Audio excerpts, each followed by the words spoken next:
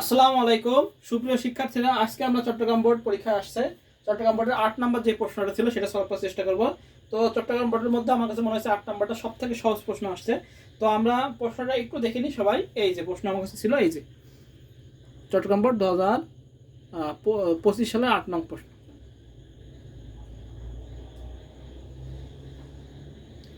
আচ্ছা, ক নম্বর প্রশ্ন বলেছে মেশিন ভাষা কি? আমরা লিখবো কম্পিউটারের সরাসরি বোধগম্য ভাষাকে মেশিন ভাষা বলে। ক নম্বর,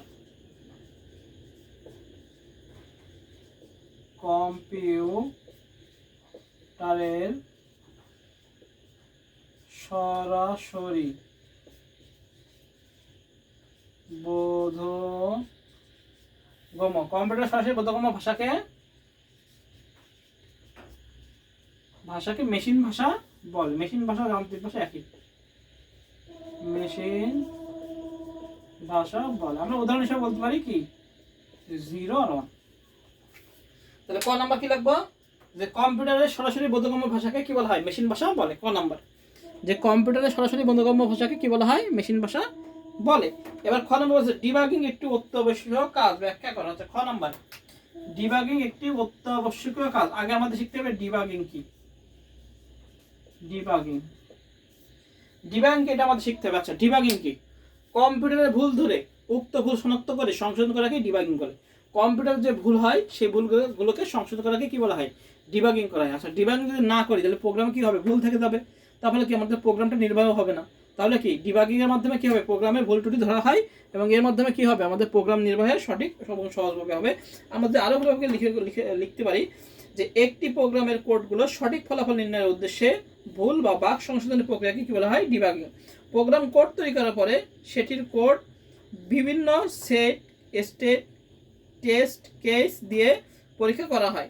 যদি টেস্ট কেসের মধ্যে সঠিক আউটপুট না আসে তখন কোডগুলোকে ডিবাগ করতে হয়। তাই প্রোগ্রামের ক্ষেত্রে ডিবাগিং একটি অত্যাবশ্যক কাজ। অবশ্যই ডিবাগিং করতে হবে যাতে প্রোগ্রামের ভুল ত্রুটি আমরা কি করতে পারি? শনাক্ত করতে পারি এবং সংশোধন করতে পারি। তাহলে ডিবাগিং কি? প্রোগ্রামের ভুল ধরে উক্ত ভুল শনাক্ত করে সংশোধন করাকে ডিবাগিং বলা হয়। আর প্রোগ্রামের মধ্যে যদি আমরা ভুল করি, প্রোগ্রাম নির্বাহে যদি প্রোগ্রামের যে ফলাফল না আসে তখন আমাদের কি করতে হয়? ডিবাগিং করতে হয়। এই জন্য ডিবাগিং কি? অত্যাবশ্যকীয় একটি কাজ। এই সম্পর্কে লিখে দিলে আমাদের যাবে। আচ্ছা, উদ্দীপকে উল্লেখিত চিত্রটির চিত্রটির পরিসীমা নির্ণয় করে প্রোগ্রামের জন্য অ্যালগরিদম। আচ্ছা, চিত্রটির পরিসীমা এটা আমার আসছে ত্রিভুজের 3 বাহুর দৈর্ঘ্য দেওয়া থাকলে, এটা ত্রিভুজের 3 বাহুর দৈর্ঘ্য দেওয়া থাকবে, 3 বাহুর দৈর্ঘ্য দেওয়া আছে, বলেছে পরিসীমা শুধু 3টা যোগ করে দিলে আমাদের বেরিয়ে যাচ্ছে পরিসীমা, আর কিচ্ছু না। তাহলে আমাদের সহজ, একদম সহজ ছিল আমাদের লিখবো। আচ্ছা, শুরু করি আমরা। গ, অ্যালগরিদম। ধাপ 1 কি করি? প্রোগ্রাম শুরু করি। আচ্ছা, ধাপ 2 কি ছিল? এখানে ইনপুট হিসাবে ত্রিভুজের 3 বাহুর দৈর্ঘ্য কি? x y z এর মান করব, এখানে দেওয়া আছে। কি দেব ইনপুট হিসাবে? ইনপুট হিসাবে ত্রিভুজের 3 বাহুর দৈর্ঘ্য x y z এর মান গ্রহণ করি। এবার ধাপ 3 পরিসীমা বের করতে বলেছে। তাহলে পরিসীমা শুধু 3 বাহু যোগ করে দিলে আমাদের পরিসীমা বের যাবে। আমাদের তাহলে s সমান সমান লিখব s সমান সমান x plus y plus z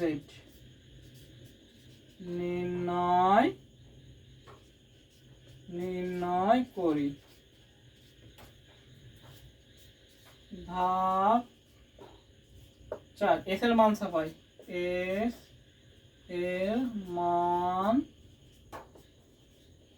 ছাপাই। আর ধাপ 5 প্রোগ্রাম শেষ করি।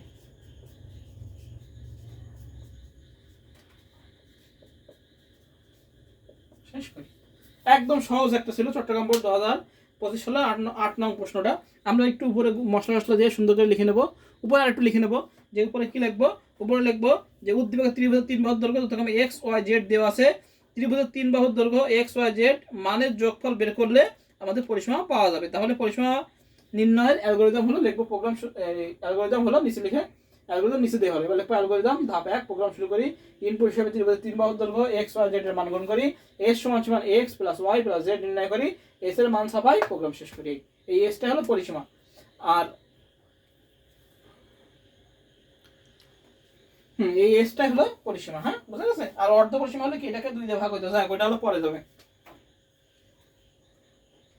সূত্র। বাচ্চা বলছে উদ্দীপকে উল্লেখিত চিত্রটির ক্ষেত্রফল নির্ণয়ের জন্য সি ভাষায় একটি প্রোগ্রাম লেখো। আচ্ছা, এটা বলেছে ক্ষেত্রফল নির্ণয়। ত্রিভুজের 3 বাহু দৈর্ঘ্য দেওয়া থাকলে ক্ষেত্রফল নির্ণয় সূত্র কি? সূত্র আগে অর্ধ পরিসীমা বের করতে হয়, এস সমান সমান এ প্লাস বি প্লাস সি ভাগ 2। এরপরে কি হয়, এস সমান সমান স্কোয়ার এস গুণ এস মাইনাস এ গুণ এস মাইনাস বি গুণ এস মাইনাস সি। এই জায়গায় এ বি সি জায়গায় শুধু হবে এক্স ওয়াই জেড, আর কিচ্ছু না। হ্যাঁ, এবার আমরা শুরু করবো প্রোগ্রাম। ঘ number,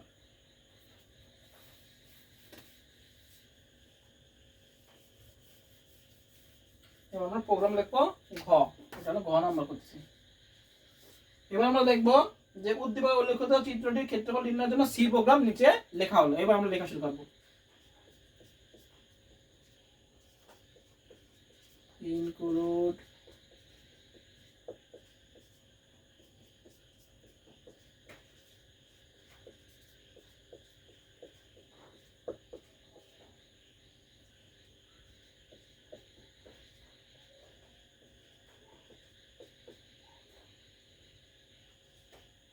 ভয়েডমেন্ট।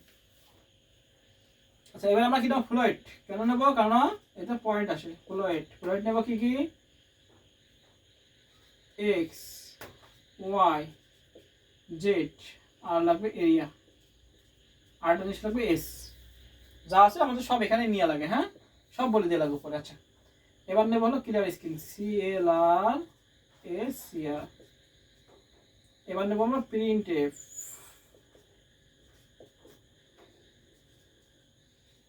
enter the value of 3 arms of a triangle triangle বাম ভুল হতে পারে, ঠিক করে নেব আমরা। triangle enter the value of 3 arms of a triangle, triangle। হ্যাঁ, ট্রায়াঙ্গেল। আচ্ছা, এবার আমরা স্ক্যানএফ দিয়ে ইনপুট নিয়ে নেবো। স্ক্যানএফ পার্সেন্ট কি নেবো, এফ পার্সেন্ট এফ, এখানে এক্স ওয়াই এখানে জেড নিয়ে নিলাম। এবার সূত্র কি, প্রথমে অর্ধ পরিসীমা বের করতে হবে। তাহলে এস সমান সমান বের করতে হবে। এস সমান সমান X plus Y plus Z ভাগ 2। এটা হলো আগে অর্ধ পরিসীমা বের করতে হবে। এবার আমাদের সূত্র যাবে, সেটা কি যাবে, স্কোয়ার। এখানে আমরা একটা জিনিস বলতে ম্যাথ ইউজ করতে হবে, ম্যাথ অর্থাৎ আমি লিখে দিচ্ছি। আচ্ছা, এবার হবে এরিয়া সমান সমান এস কিউ আর টি, স্কোয়ার মানে স্কোয়ার মানে কি, এই স্কোয়ারটাকে বলা হয় স্কোয়ার। প্রোগ্রামে লিখতে হয় কি, স্কোয়ার লেখা যায় না, এর প্রোগ্রামে কি লিখতে হয়, স্কোয়ার, এস কিউ আর টি, স্কোয়ার লিখে এবার সূত্রটা লিখে দেবো। সূত্রটা কি ছিল, এস গুণ এস মাইনাস এ গুণ হলো এ স্টার। আচ্ছা, একটু সুন্দর করে লিখি, এস গুণ এস মাইনাস এক্স গুণ এস মাইনাস ওয়াই গুণ এস মাইনাস জেড। এবার হলো print F percent F area গেট সিরিজ দিয়ে প্রোগ্রাম শেষ করে দেবো। এই হলো প্রোগ্রাম শেষ। আচ্ছা, এখানে আমরা আরেকটা হেডার ফাইল ইউজ করতে পারি, সেটা হলো ইনক্লুড ম্যাথ.h। কারণ স্কোয়াড আছে তো, আমরা এখানে ইনক্লুড ম্যাথ.h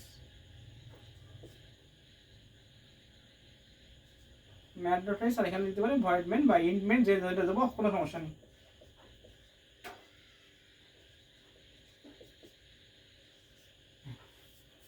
যদি কেউ ইন্ট মেন দিই, তাহলে যদি আমরা এখানে ইন্ট মেন দিই, ইন্ট মেন, তাহলে কিন্তু ক্লিয়ার স্ক্রিন আর গেট সিরিজ আসবে না। তাহলে তখন আসবে কি, ইন্ট মেন দিলে এখানে আমাদের রিটার্ন 0। যে যেভাবে প্রোগ্রাম দিলে কোনো সমস্যা নেই, জাস্ট বেসিক একটু ঠিক থাকলে আমাদের হচ্ছে, আর কিছু লাগবে না। তবে কি দিলাম, স্টোরেজ, কোনেটোরেজ, ম্যাট্রোটেজ, ভয়েড মেন, ফ্লোয়েড দিলাম, x y z area s, clear screen দিলাম, প্রিন্ট টেপ দিলাম, int of the value of 3 arms of a triangle, স্ক্রিনে 3টে ইনপুট নিলাম, এস অর্ধ পরিসীমা এ x plus Y plus Z ভাগ 2 বের করলাম, এরিয়া স্কোয়ার এস গুণ এস মাইনাস এক্স গুণ এস মাইনাস ওয়াই গুণ এস মাইনাস জেড, সূত্র লিখলাম, প্রিন্ট টেপ দিয়ে পার্সেন্ট এফ দিয়ে এরিয়া বের করে দিলাম, গেট সিরিজে প্রোগ্রাম শেষ করে দিলাম। এই হলো আমাদের চট্টগ্রাম বোর্ড 2025 সালের 8 নম্বর প্রশ্ন। 10 মিনিটের মধ্যে কিন্তু লেখা হয়ে গেল, একদম সহজ ছিল। তো আজকে আমরা এই পর্যন্তই, সবাই ভালো থাকি, সুস্থ থাকি, সবাইকে আসসালামু আলাইকুম। অবশ্যই চ্যানেলটিকে সাবস্ক্রাইব করে দিয়ে আমরা নেক্সট ক্লাস পেয়ে যাবো। হ্যাঁ, সবগুলো বোর্ড সলভ আমরা পেয়ে যাবো। সবাই ভালো থাকি, সুস্থ থাকি, সবাইকে আসসালামু আলাইকুম।